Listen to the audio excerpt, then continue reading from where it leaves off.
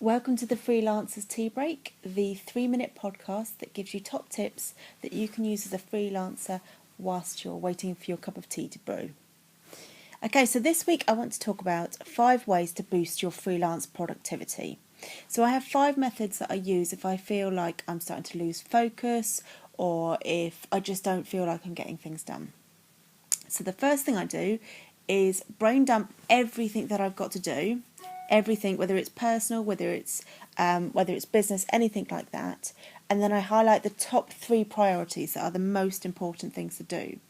And those are the first things that I will do.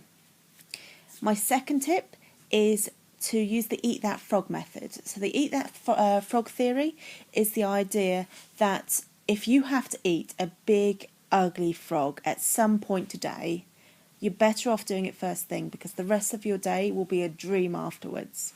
So make sure that the one thing that you hate doing and the one thing that you dread doing is the first thing you're going to do today. So for me, it's Friday. My first thing that I do on a Friday is my expenses because I hate doing them, but I know once they're done, the rest of the day will be so much easier.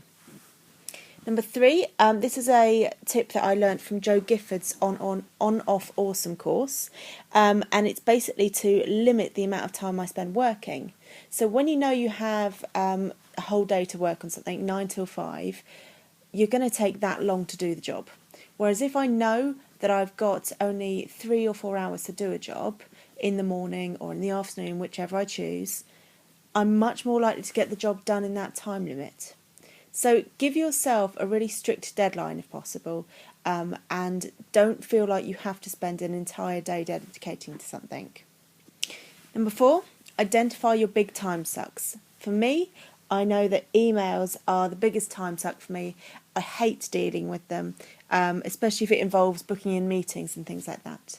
I will have a post coming up very soon about all the best ways to tackle your email.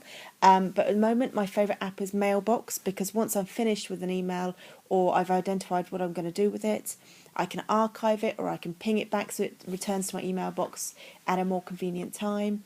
And it has lots of other features as well that make it a lot easier. Finally, focus on the money makers.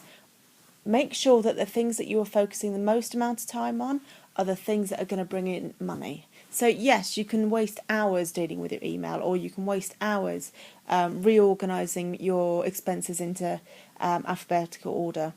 But you're better off spending that time promoting your services. And promotion and marketing in particular are something that I think a lot of freelancers would admit that they struggle with a little bit, but that's where the money's going to come from. Next week, I'll be talking about how to get your email inbox all in order so that you have a far more productive day.